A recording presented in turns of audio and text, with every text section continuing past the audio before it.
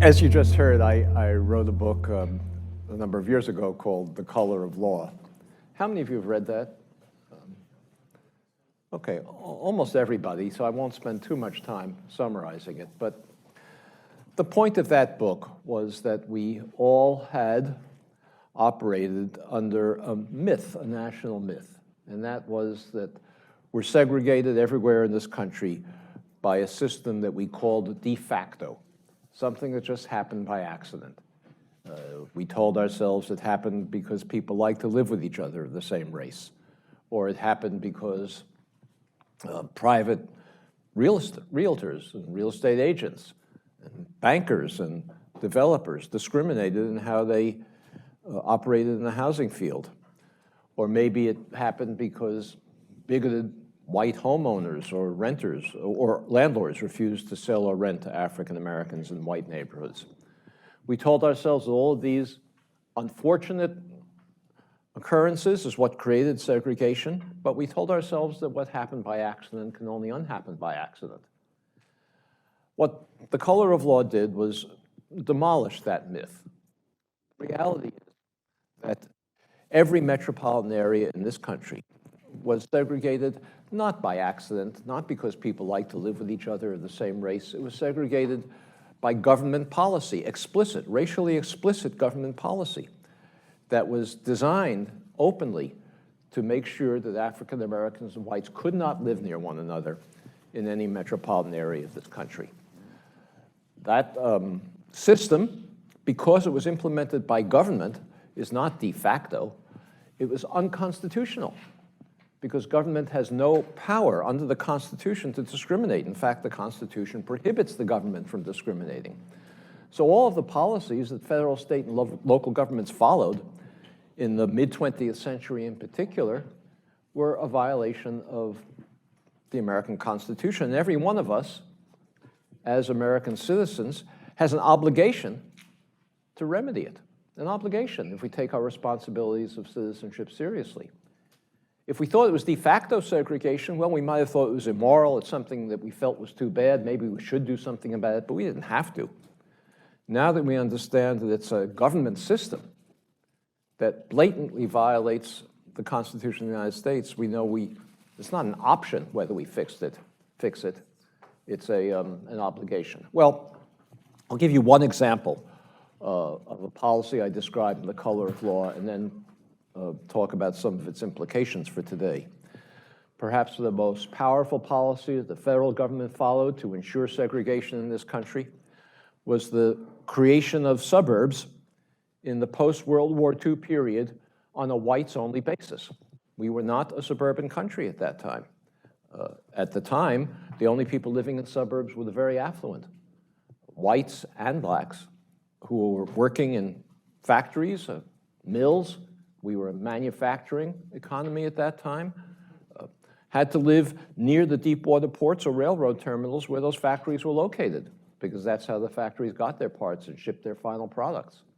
And so both workers in those factories, white and black, and the bankers and all the other service industries that serviced that manufacturing economy were living in urban areas, not in suburbs. Well, the federal government decided that it was going to suburbanize the entire white population out of those urban areas into single-family homes in all white suburbs. It was a program that began before World War II, but it ramped up to provide suburban single-family homes for returning war veterans, and it did so. And in the book, The Color of Law, I use an example, but it's only one example. This happened here and everywhere else in the country. The example I use is Levittown, east of New York City. It's the most famous of these. 17,000 homes in east of New York City. The bankers thought it was a crazy idea. Nobody they thought was going to live in this place like this. Who wants to move out of New York City? The builder, Levitt, could never get the financing to build this project, to buy the land. The only way he could do it was by going to the Federal Housing Administration and Veterans Administrations, submitting his plans for the development, the architectural design of the homes, the street layout, all the details, and a required commitment that the federal government imposed that he never sell a home to an African American. This was a racially explicit requirement of the federal government. It wasn't the action of rogue bureaucrats working in the Federal Housing Administration or Veterans Administration. It was written out in federal policy.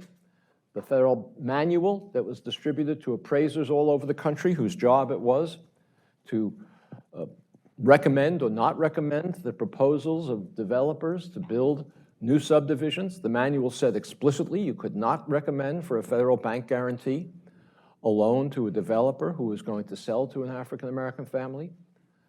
The manual went so far as to say you couldn't even recommend a loan to a developer of an all-white project if it was going to be located near where African-Americans were living.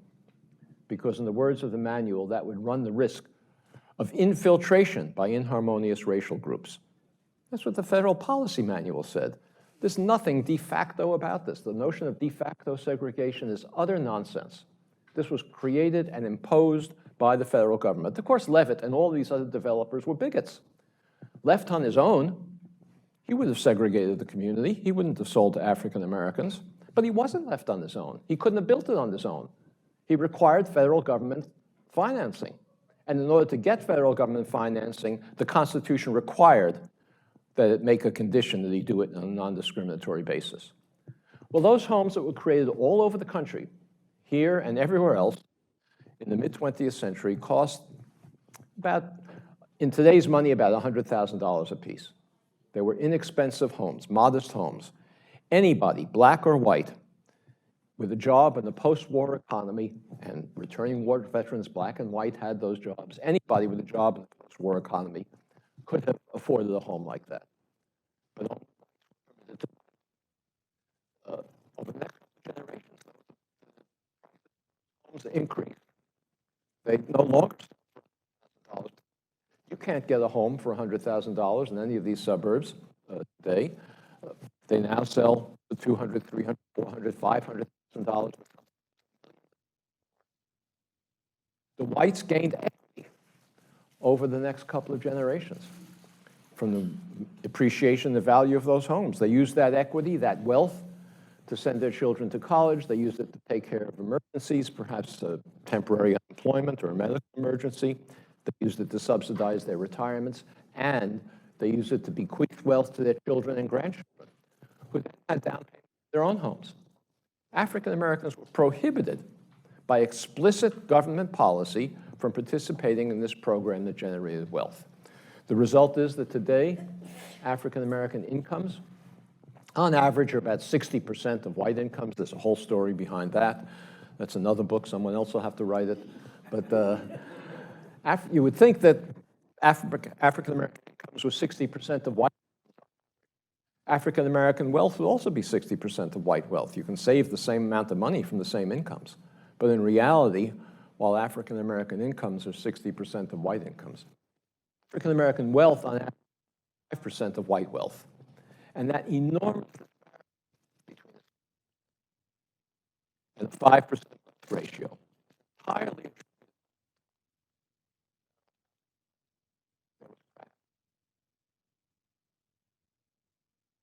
Well, we passed the Fair Housing Act in 1968. It said, in effect, okay, African Americans, you can now move anywhere you want. We're not going to stop you. If you want to move to Levittown, you can move to Levittown.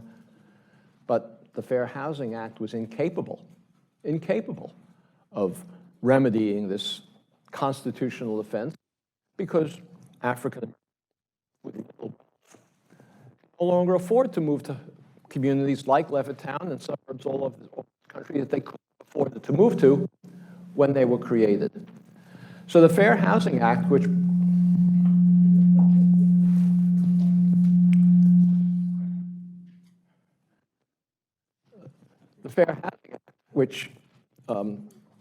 proclaimed that we now have non-discrimination in housing, we have a race-blind policy in housing, we can't discriminate, incapable of fixing this.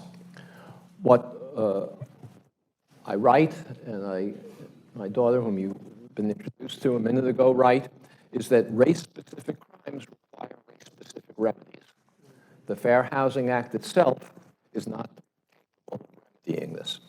Well, when I wrote this book, The Color of Law, I gave talks like this all over the country, and people read it, and they all asked, well, what can we do about it now? We know we have an obligation. You've explained that we have an obligation to fix this. How do we do it? And I got tired of hearing that question. Even though I never intended to write another book, I decided I had to, but I didn't feel like I could do it on my own. So I recruited my daughter, who knows a lot more about housing than I do, to help me write it. And we produced this new book called Just Action, which describes the many, many things that can be done in local communities to redress racial segregation. It's true, federal policy was mainly responsible for creating the segregation, although state and local policies did so as well. But there's no national will at this point to fix federal policy, to create those race-specific remedies that we need to redress segregation. But it happens that although federal policy was a main player in creating this segregation, the segregation is maintained, sustained, and reinforced by local policy and by things that we do in our own local communities every day. So we book that describes dozens and dozens of actions that local people can take. And today, when we talk to you, I'm not talking to you primarily as realtors, but as citizens in your own communities. Because if citizens organize in their local communities into what we call the civil rights movement, there are dozens and dozens and dozens of things that they can do to make a small difference in moving the needle on racial segregation. But if you start to add them all up, and if they accumulate, they'll make a big difference. So I'm going to turn it over now to Leah to describe some of the policies that we write about in Just Action. She can't cover very many of them because there are so many opportunities to do it. What we say in the book is that so many of these policies, it doesn't matter where you start so long as you start somewhere. And she'll describe a few of those opportunities. Thank you.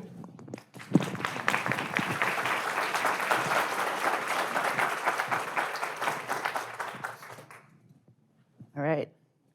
Can you all hear me? Okay. Let me know if that stops. I'll just see blank stares and I'll know. So I get the fun part of giving some examples of what we can do in our local communities. And as my dad said, our book is full of dozens and dozens of these. So I'll just barely scratch the surface of a couple of them. There's a lot more we couldn't even include in the book. So the main takeaway here is that there's a lot that can be done locally, a lot that will move the needle a little bit. Each policy or strategy, makes a small difference, but together they can have a big impact on challenging and undoing the segregation of our communities. So what we argue in Just Action is that to accomplish this, to redress segregation across the country locally, we need to start by building local groups, committees, action committees in our own communities that are biracial and multi-ethnic, ready to take on these issues. It's very important that they're biracial, that African Americans and whites share leadership and are equally involved. And we understand that that in itself might be daunting. Our generation, people today, have little social contact with people of other races outside of the workplace, less so than previous generations, because, not surprisingly, because we live in segregated communities. So we're surrounded by people who look like us in our neighborhoods. So it takes a little bit of extra effort, but it's not impossible. And I'll give an example. We give several in the book of communities that have bridged these divides to bring people together. One is a great story from Chicago. An artist there, a photographer, she developed this project so Chicago has a very unique layout where it's a perfect grid, and the north side of town is primarily white and the south side primarily African American. And you can fold the map in half, and the north side of a street and the south side of a street fall exactly on top of each other, houses with the same numbers, north and south, on the same street. So she folded the map in half and called the houses that sat on top of each other in that folded map, map twins. And she took photographs of those map twin houses to show that these are similar, size houses, but the neighborhoods around them look very different in the same city, not very far from each other. So she started with that photography project, and then she introduced herself to the residents of those houses and asked if they wanted to meet their map twin. And many of them said that they did, and they developed relationships, and part of participating in her project, they had to meet their map twin and take them on a tour of their neighborhood and tour their map twin's neighborhood. And these people got to know each other and realized that they had a lot in common, although their neighborhoods looked very different. And these were a lot of people who had lived in Chicago their whole lives and had never been to the other side of town or known somebody who lived on the other side of town. They then developed block twins, so larger groups of them would get together and worked on neighborhood beautification efforts and other sort of support efforts during the pandemic. So this is a way that, this was sort of a clever way using the layout of Chicago, but it brought people together from other sides of town and built these cross-race relationships, social relationships that didn't exist before. And this was an art project, so it wasn't involved or intended to then result in community action, but it very easily could if an organizer then worked with these block twin groups to talk about what they could do to redress the segregation of their communities and the fact that they live in such differently resourced neighborhoods on different sides of Chicago. So that's one example. There's another in our book about Winston-Salem, and there's 6 Presbyterian churches. 3 are all white, 3 are all African American, and the pastors of those churches decided they wanted to start a dialogue about racial issues in their city because there had been some issues coming up, and people in their congregations didn't know people from the other race churches, even though they were in the same denomination in the same city. So they developed a group called the Presbyterian Interracial Dialogue. It was a group of 40 of their church members, 20 from the white congregations, 20 from the African American congregations. They got together to have discussions and developed social relationships. They agreed to meet outside of the group and like hang out together and just get to know each other. And when a person wanted off of the committee, then they had to be replaced by a person of the same race, so it maintained their racial balance. So another example of a little bit of extra effort it takes, but it's possible to build these cross-race relationships. And this group in Winston-Salem, the Presbyterian Interracial Dialogue, did go on to advocate for change in their community. They pressured the school board to adopt an African American history curriculum and the city to adopt a civilian police review board for their police department. And then they went on to build some Habitat for Humanity houses in their community. So the theme you're going to hear is that there's examples of all of this. None of what we're saying is necessarily easy to accomplish, but it's possible. So we form these groups. We can form these groups in our community, biracial groups, built on social relationships and knowing about our commonalities as humans and neighbors and residents of our cities. And then what do we do to then redress the segregation of our communities? Well, many of these groups, they start by learning about the history of how their community came to be segregated, like my dad described, the racially restrictive covenants that were the primary tool of the federal government in suburbanizing the country and requiring that the homes in those suburban communities were restricted to only white residents and homeowners. So people around the country, we talk about in Just Action in Modesto, California, Charlottesville, Virginia, Rochester, New York, just a few examples. And in all of those places, homeowners there discovered these racially restrictive covenants on the deeds of their own homes. And we talked to some people last night who found them on their deeds here as well. So that can be a start to how to look into this. And so people in all 3 of these cities, they discovered these on the deeds of their own homes, and they were shocked to see how intentionally their own community and their own home was segregated. And then they started to investigate how common that was around their community. They developed inventories. One group enlisted high school students to do some of the research. Another started a crowdfunding or crowdsourcing research project with the community to inventory all of the racially restrictive covenants, and with that information, create educational campaigns for their community, which they then went around to educate the residents of their communities about how intentionally their community was segregated. And this is an important step on the road to making change, because once we understand that the segregation of our communities was intentional, we can begin to understand that intentional action can begin to undo it.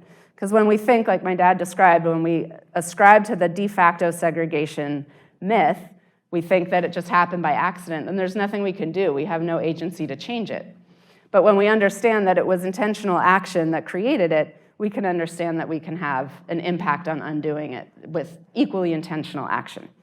So some of those actions that we can take, a few examples, and then we'll probably get into more in the Q&A in a bit.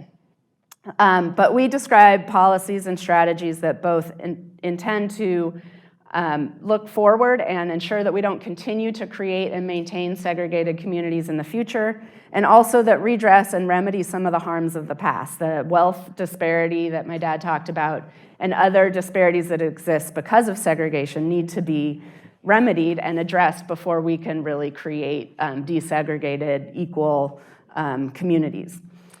So the policies and strategies do both of those things. One I'll get into a little more detail on is land trust. And I believe that there is a land trust here, West Charlotte Land Trust, Community Land Trust, people are familiar with it. So there's 200 communities around the country that have a land trust. A land trust is usually a nonprofit organization, usually operates in a community that is seeing rising house prices. So gentrifying communities that start off lower income and residents are at risk of being displaced because housing prices are rising. We describe an example in Durham, North Carolina. They're a group of neighbors of a neighborhood that was predominantly African American, lower income, near Duke University. They started to talk to each other a bit ago about what they could do to improve their neighborhood. There was no park or safe place for kids to play in the neighborhood, so the first thing that the neighbors decided they wanted to do was get the city to turn a vacant lot in their area into a park. So they started to advocate for that, and they won. They got the park, and that got the group excited that they could actually make change that mattered to their neighborhood. So they looked around to see what else they could do.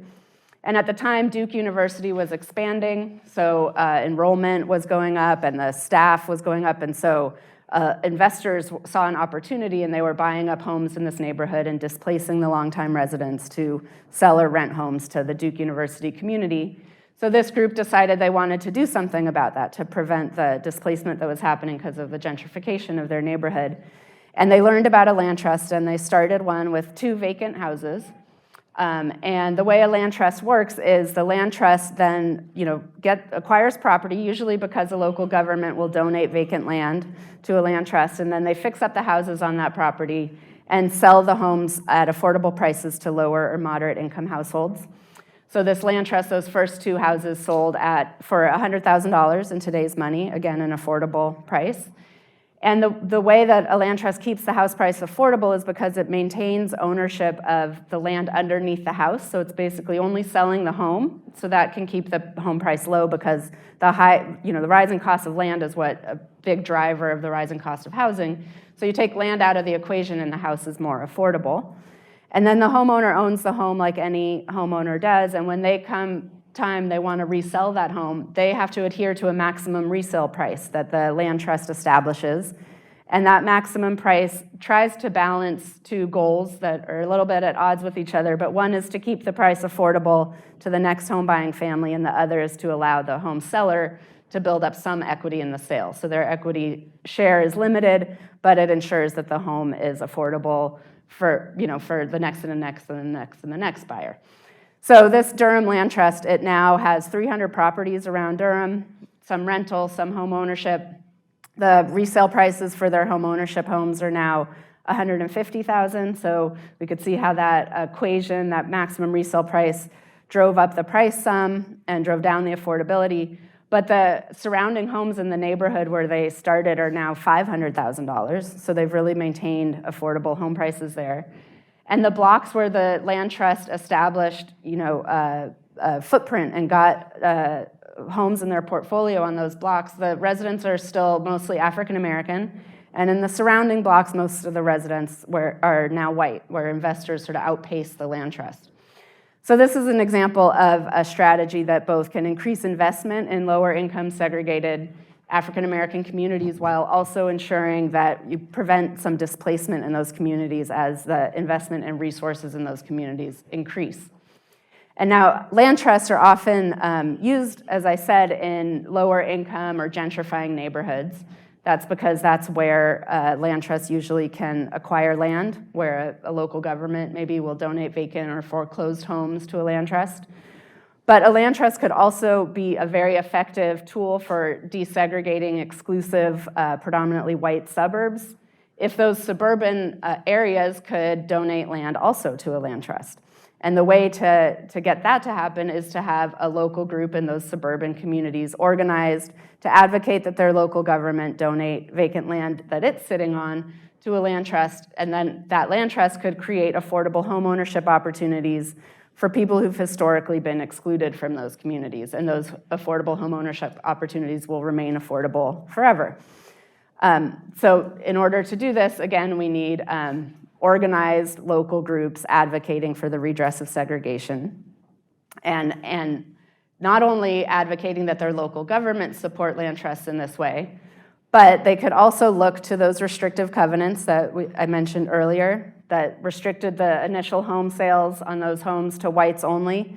Those restrictive covenants also often list the institutions and agencies that were involved in building and first selling that home when it was restricted to whites only. So the developer who first built the subdivision, the bank that financed it, sometimes the realtor who first sold it, the builder, those are all often listed on the deeds of the home. And even though these restrictive covenants are no longer legally enforceable, they're still on the deeds of homes, and they remain on the deeds forever, like the property line, until there's legal action to take them off. So we can find these restrictive covenants, find these institutions, and in many communities, we described in Just Action in Charlottesville, the project that uncovered these restrictive covenants, name a lot of companies that were involved in the building and development of these restrictive subdivisions are still in practice in Charlottesville today. And if those companies aren't, they've been bought by other companies that are in practice. And we argue that those companies that bought the previous predecessor companies, they take on their profits, and they also take on their obligations. And one of the obligations we believe these companies have who helped to create segregation is to help to remedy the impacts of the segregation that they helped create. So a local group organized for the redress of segregation could pressure these companies to contribute to remedies for segregation. And one of those remedies could be contributing to a land trust, either with resources or land. So that's one example. Another is we talk quite a bit about increasing home ownership opportunities for African Americans. And these restrictive covenants are one way that African Americans were explicitly kept out of home ownership in the past, and contributes to the wealth gap that now makes it harder to get into home ownership now. But there's other ways that are still in effect today that make it more difficult for African Americans to become homeowners. And they're more implicit. They're not as explicit as those restrictive covenants. But one is the credit scoring system. So lots of head nodding. So you all, I know, are familiar with the credit scoring system. And it's supposed to be an objective rating of our future likelihood of repaying a debt based on our past financial performance, paying off past debts. That makes some sense. It's a race-neutral policy. It's supposed to be applied equally to everybody. But the problem with the credit scoring system as it is now is it only factors in a certain type of financial history to give you your credit score.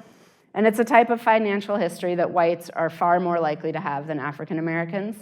Several reasons for that. One is African American neighborhoods have fewer bank branches than white neighborhoods. No matter, middle income, low income neighborhoods, if they're predominantly African American, there are fewer bank branches than similarly, similar economic status white neighborhoods.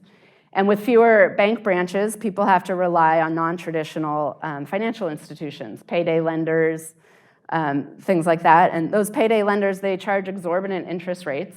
But even if you pay back those loans faithfully, never miss a payment, that doesn't factor into your credit score, because credit scores only take into account traditional bank loans and credit cards.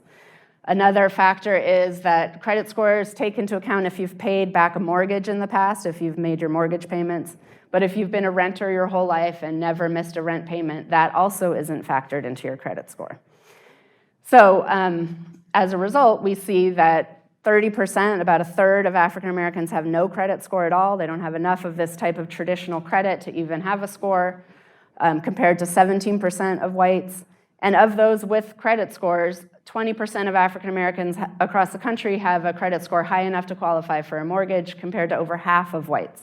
So this is an example of a policy that is race neutral or race not discriminatory in intent, but it is in effect. So when we have a society that's unequal already and you apply a policy equally, it will have unequal effects because of the context that we're working with. So there's movement on the federal level to start factoring rent payment history into credit scores. It's been a slow process. They've been talking about it for a long time. And we just heard that Fannie and Freddie are starting to take this into account from large multifamily properties.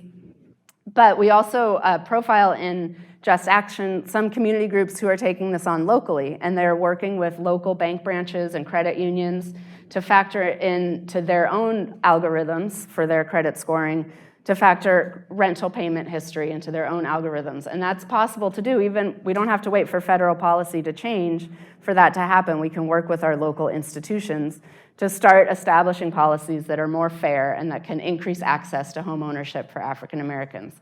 So that's something we could do. I'm sure you all have a lot of contact with banks and mortgage lenders. And as residents of our communities, we can organize to do this locally, and it can have a big impact. A couple other examples. Let's see, we also wrote about what real estate agents are doing, not necessarily in their roles as real estate agents, but in their roles as members of their communities. We profile one in Pasadena, California, who started a down payment assistance fund, a grant program for African American and Latino homebuyers. And she has gone around and raised money from real estate agents, from churches, from local companies in her area. She's getting real estate agents and agencies to donate percentages of their commissions to go into this fund that can then give grants, so not even loans, but just grants to help African Americans fill that gap and be able to pay for a down payment for their home, because many African American home buyers, as you all probably know, have the income needed to qualify for a mortgage, but not the wealth needed for the down payment because of all of the reasons we've been talking about, the lack of intergenerational wealth. And there are a lot of public programs, local programs, state programs that provide down payment assistance, but there's still often a gap. So people are taking it into their own hands. We also write about a property management company in Washington, D.C. that decided it wanted to do something about the history, the industry that she was involved in, the woman who ran this company, after she read The Color of Law and was awakened to the sort of shameful history of her industry. And she also started a down payment assistance program that gives grants to African American and Latino home buyers and really helps people get into home ownership for the first time who otherwise wouldn't be able to. So those are a few examples. Let me see, I think I have time for another one. Yeah? Okay, we also talk about Section 8, housing choice vouchers. So this is the largest rental subsidy in the country. It's funded by the federal government. It's underfunded, so only 1 in 4 low-income families who are eligible for Section 8 get it. Again, that's another book for another time. It's important that we address that, but for the 1 in 4 that do get it, that's 2 million low-income households, disproportionately African-American households that receive a Section 8 voucher. It helps them pay rent in the private market. So the potential and the promise, the intent of the Section 8 program was to help low-income families move out of high-poverty neighborhoods. So to have some mobility to move to what are called high-opportunity neighborhoods, neighborhoods with high, well-resourced schools, access to open space, jobs, transportation. But only 5% of Section 8 voucher holders are able to use their vouchers to move to high opportunity areas. There's a lot of reasons for that. One is discrimination itself. So on the federal level, it is legal to discriminate against Section 8 voucher holders in renting a unit. So you can legally say, I will not rent to Section 8, and that's okay on the federal level. Many states, about 20 states and over 100 cities and counties have passed what are called source of income discrimination laws that say that that kind of discrimination is prohibited. So here in Charlotte and Mecklenburg County, did I say that right? They both have source of income discrimination laws, but only apply to city and county funded projects. So private landlords can still legally discriminate against Section 8 voucher holders. So this makes it virtually impossible for Section 8 families to move to higher opportunity areas just for the pure fact that landlords can deny them because of their Section 8 status. So this is an example of something here that can be done, which is advocating for passing a city and county-wide ordinance that would make this kind of discrimination illegal throughout the rental market, so for private landlords and publicly funded projects. And then once those laws are passed, unfortunately, discrimination doesn't just stop. We need, in many of these places that have source of income protection, these anti-discrimination laws, discrimination is still common because landlords, tenants don't know about the law, and there isn't enough enforcement of it. So in order to enforce those laws, we need to find where the discrimination is occurring. And often that is done by doing what's called paired testing, which you may be familiar with. And that's when we send potential tenants who have similar qualifications but are of different races. Some say they use Section 8, some say they don't, and you see who's offered a unit and who's told that the unit's already rented or turned away with no explanation. And that's how we can find where discrimination is occurring, and that's how then we can prosecute that discrimination when in places where the discrimination is outlawed. And that kind of paired testing usually falls to fair housing organizations to perform. There are local nonprofit fair housing organizations or civil rights organizations. And those institutions also need resources to do this work because they're often underfunded. And so we can support those organizations to ensure that discrimination doesn't continue, and also volunteer individually as testers. So those organizations need testers, people to pose as renters in order to carry out these paired testing programs, and that's something we can do individually as well. So those are a few examples from our book. There's a lot more, and I hope we'll get into more in the Q&A, but I wanted to give you a little piece. And again, what I hope is clear from our book and from our talk today is that while the segregation of our communities feels overwhelming, you know, the history laid out in Color of Law is overwhelming. There's a lot that went into creating segregated communities. But there's also a lot that can be done to begin to undo it. And so just as many pieces went into creating it, it's going to take many pieces to undo it. And every little piece helps a little bit, and together they will help a lot. So we just need to get started. And we wrote this book to help give everybody some ideas and some hope that there's a lot to be done. Every example we give in the book, we tell a story of a community that's implementing that strategy successfully. So it is possible. And now I'd love to hear your questions.